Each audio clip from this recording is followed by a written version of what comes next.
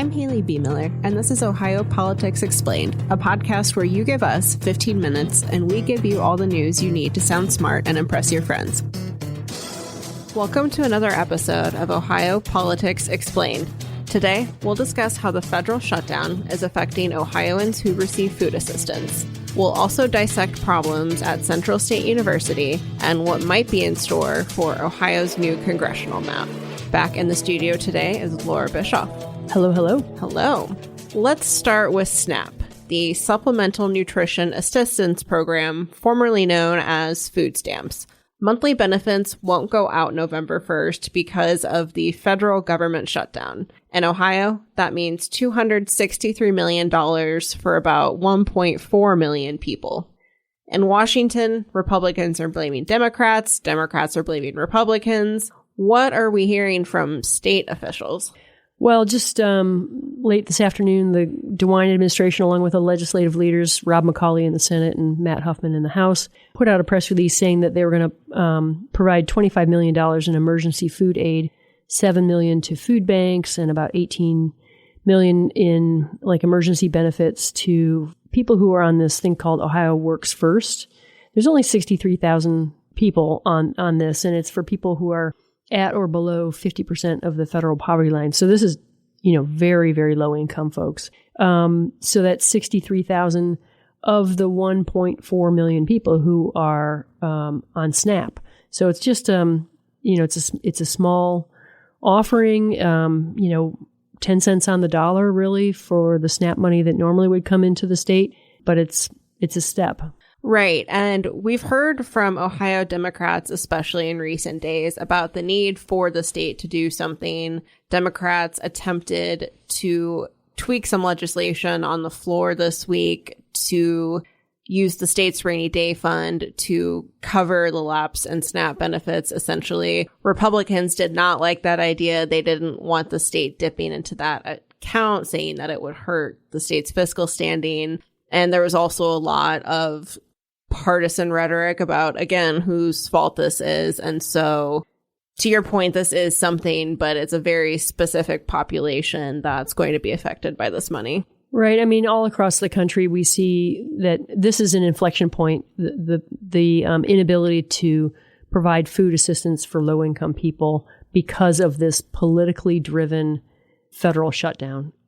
It's hugely unpopular, along with not paying people, to go to work, expecting them to work without paychecks. But this is something that directly impacts Americans and their neighbors. Right. I talked to Senator John Husted today and asked him, is there an end in sight to this? And Republicans are holding firm on the fact that they won't negotiate over things like subsidies under the Affordable Care Act until the government is open. But Husted said that he believes some Democrats are starting to come around, starting to feel the pressure of not just SNAP benefits, but federal workers not getting paid, airline delays, things like that. So he thinks there could be a change on the horizon in the next week or two. But, we'll see, I guess. Yeah, and also don't forget the Thanksgiving Day holiday travel season is coming up, and that could be another inflection point. Our next topic is Central State University. Ohio's only public, historically Black university has been under fiscal watch for a year. Several elevators on campus were taken out of service because of safety issues, and one dorm didn't even have a working fire alarm. What is happening over there?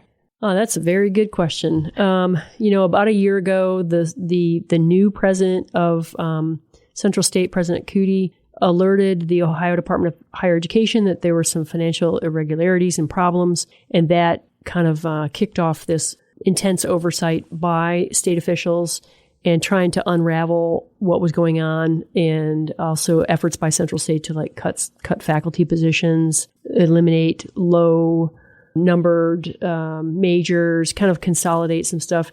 They were also not collecting tuition from students and allowing them to register for classes for the following semester without having paid their bill. Oh, wow. And so they put in a policy of hey, look, you got to pay your bill before you can, if your bill is, anyway, you got to pay your bill. And your story also said there were other issues of mismanagement, doling out scholarships when they hadn't necessarily budgeted for them. I mean, it just seems like it was a cascade of issues. Yeah, it was a big, long laundry list. I think one of the biggest things that I was surprised at is that in 2015, the last time they were put on fiscal watch, they had signed a long-term contract with like a outside firm to do maintenance on the buildings. In this report that kind of listed all the problems, they said that the contractor was upcharging for things that should have been covered under the basic contract, like charging extra fees for it. But then also there was a lot of evidence that they weren't doing the work. So now there's this massive backlog that Governor DeWine calls extreme of undone maintenance. And one of those things that showed up was the fact that this dorm that housed 341 students didn't have a fire alarm, a working fire alarm. That is a tragedy waiting to happen right there. What happens next? I know DeWine has said that helping Central State regroup is big on his to-do list before he leaves office next year. I mean, can things get turned around in a year? No, I don't think they can be turned around. And the governor kind of indicated that. I think the next step is going to be, well, first off, get that fire alarm working. But then they're going to ask the controlling board to approve a contract with an architecture firm to go through and figure out what do the buildings all need, what should be the plan moving forward. However, I think politically, the DeWine administration and Central State is going to have to convince lawmakers that before they put any more money into this, there's a clear fix-it plan that will work. Let's wrap up today with redistricting. October 31st is the deadline for the Ohio Redistricting Commission to pass a bipartisan congressional map. And it looks like there may be one on the table. As we're recording, our colleague Jesse Balmert is at a commission meeting, which means none of this is a done deal yet. But lawmakers appear on track to pass a map that would make life harder for Democrats Greg Landsman and Marcy Kaptur. Yeah, so Jesse's reporting has been absolutely stellar on this whole issue for years now. Yes. And Cincinnati, it looks like Greg Landsman, it's going to be tougher for him to get reelected. Marcy Kaptur, one of Jesse's sources, said that the Republicans want to add like 10 more points of Republicans in that district. She narrowly beat Derek Marin the last time by like less than 1%. So yeah, they're going to make it tougher on those two incumbents, but it's going to be easier for Amelia Sykes, a Democrat from Akron. It looks like that district will become a little more blue. Yeah, which was an interesting twist. I think this entire time we've heard Kaptur, Sykes, and Landsman as potential targets during this redistricting process. And starting in November, Republicans don't need Democrats to support their map. They can pass it entirely on their own. And so we're getting to the point where both sides are weighing the pros and cons of continuing this into November. If Democrats don't make a deal before, the end of Halloween, they could be facing a 13-2 map or something that looks politically worse for them than this does. Yeah, the Democrats have long been in a weak position. They kind of have to figure out what's the least bad option.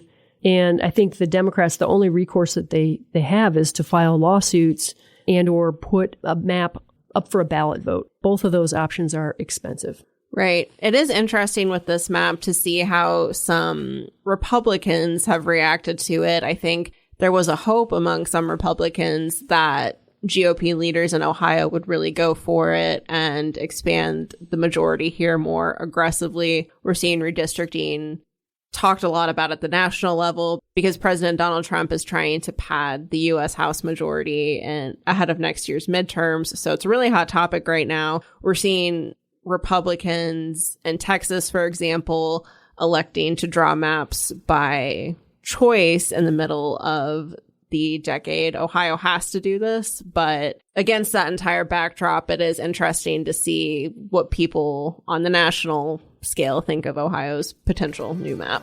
And one more thing before you go. Halloween is my favorite holiday, and we could all use a break from politics to dress up and eat candy. So I hope you all have a great Halloween weekend and stay safe.